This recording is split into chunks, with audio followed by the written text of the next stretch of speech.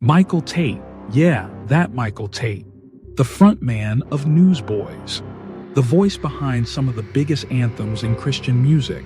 For decades, he's been celebrated, almost like a symbol of purity, strength, and spiritual leadership. I mean, people love this guy. He was the man everyone looked up to. But, what if I told you that everything we thought we knew about him was actually a lie? What if the guy hailed as a champion of God's love and grace had been hiding a very dark secret for over 20 years? I know, it's hard to even say this, but what if the very person who inspired your faith, who maybe even led you to Jesus, was also the one who preyed on young, vulnerable men? Yeah, let that sink in for a second. Behind the rock star image, behind the millions of feeds, behind the lights and the tours, there's a chilling truth that, honestly, no one saw coming. 3 young men, all of them just 22 years old at the time, have now come forward, and what they're saying, man, it's hard to even hear. They say they were sexually assaulted by Michael Tait, and it gets worse. Like, this isn't just some online rumor. These are real people, real survivors, sharing painful, detailed stories of manipulation, of abuse, of trauma that they've carried in silence for years. This is something way bigger than any of us could have imagined. Because the truth about Michael Tait, yeah, it's darker than anyone ever expected. For years, Michael Tait's name was, like, synonymous with success in Christian music. I mean, this guy wasn't just another singer. He was 1/3 of DC Talk, the groundbreaking trio that completely changed the game in the Christian rock scene back in the 90s. Their album, Jesus Freak? Yeah. It wasn't just an album. It was a movement. A defining moment in Christian music history. So get yourself one of them. On that CD, you're going to find an old song from my buddy and myself, Toby Mac and I did, called Jesus Freak.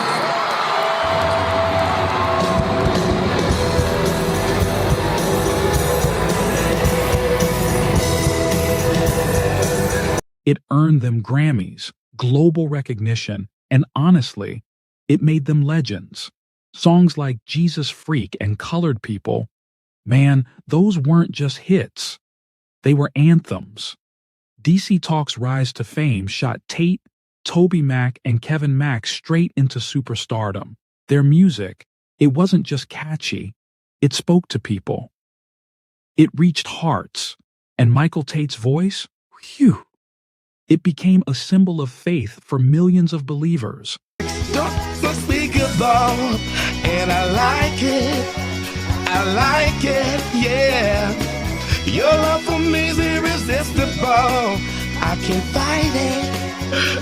fight it. But you know, when DC Talk went on hiatus in 2001, people thought, well, maybe that's it.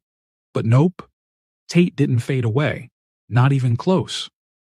In 2009, he stepped in as the new lead singer of Newsboys. And man, that move just solidified him as one of the biggest names in Christian music. Hits like God's Not Dead didn't just top the charts. They defined a generation of believers. These songs became war cries of faith. To his fans, Jesus, Michael Tait was more than a musician. He was like a spiritual leader.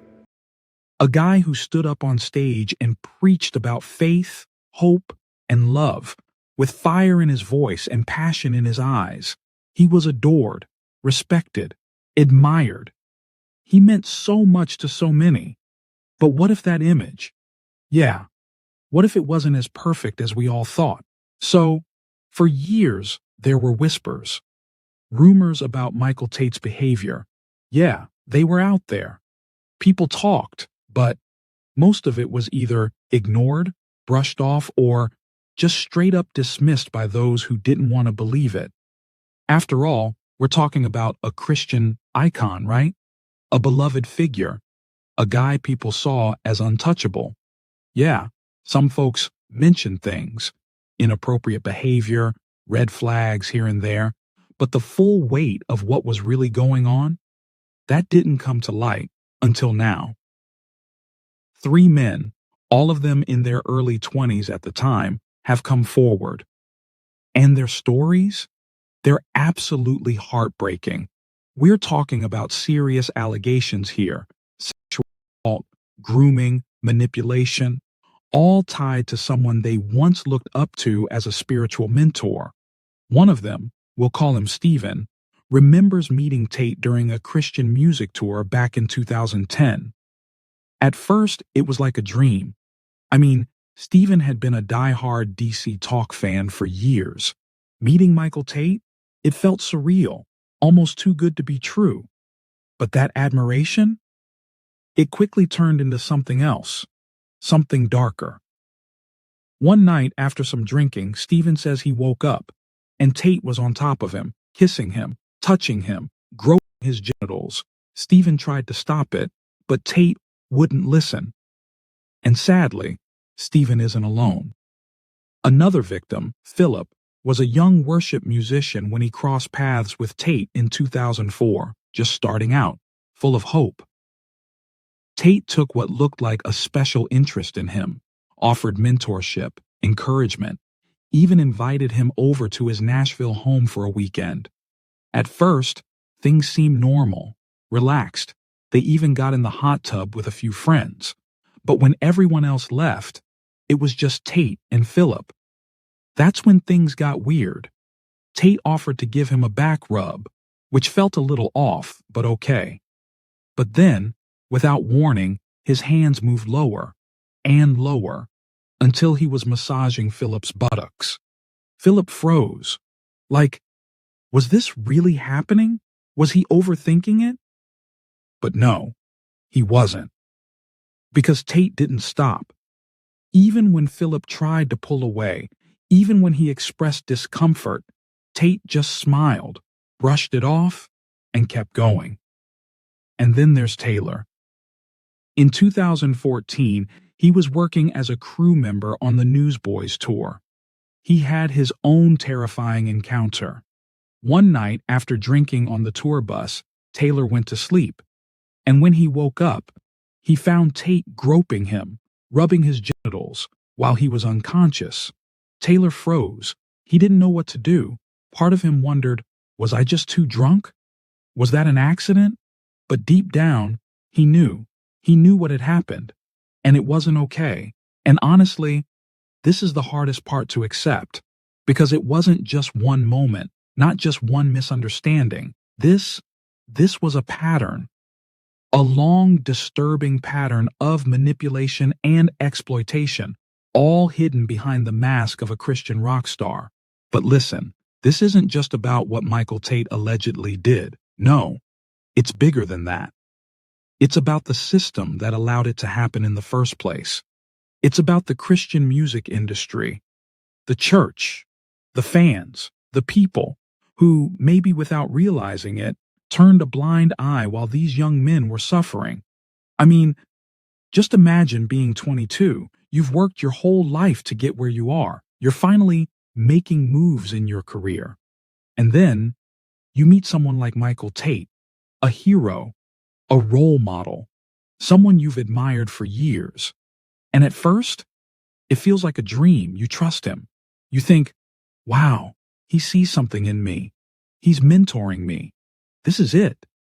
But then, one night, in the dark, that trust, it's shattered. You wake up confused, scared, violated. And the worst part, you don't even know if anyone will believe you. Because how do you speak out when the very people who are supposed to protect you, your community, your faith circle, are the same ones protecting him? These survivors, man, they didn't just go through a moment of betrayal. They've been carrying the scars of that betrayal for years, quietly, alone. And when they did try to speak up, yeah, silence, no response, no justice, nothing. The church, the Christian music world, the people who should have protected them, they all just looked the other way. And that's what makes this even harder to process, because this This isn't just about one man's fall from grace. It's about a system, a culture built on silence, on cover-ups, on denial. It's about how powerful men in the church were able to keep their secrets locked away, while the victims, they suffered in silence. The Bible says in Luke 8:17, "For nothing is hidden that will not be made manifest." And honestly, that verse, it hits hard right now, because no matter how deep you try to bury the truth, it always finds a way to come out. And now, the truth about Michael Tait, yeah, it's finally out. It's ugly. It's painful, but it's something we have to confront. But look, the Bible also gives us a strong warning in Matthew 18:6.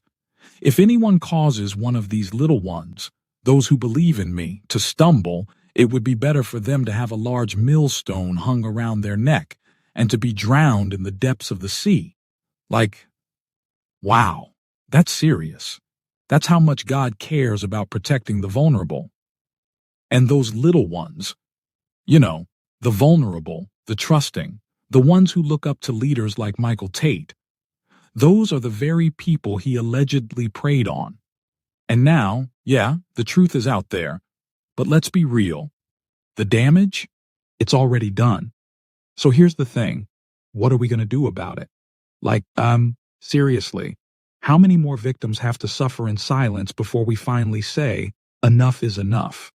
When will the church, when will this entire industry stop covering for the powerful and start protecting the innocent? Just imagine being one of those victims, right?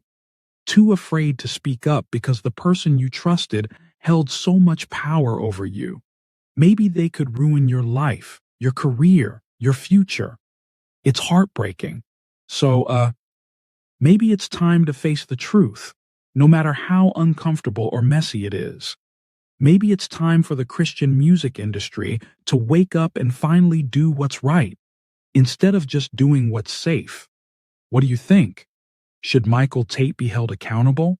Should the church, and like the industry too, finally take real steps to protect the vulnerable? Let us know your thoughts in the comments below.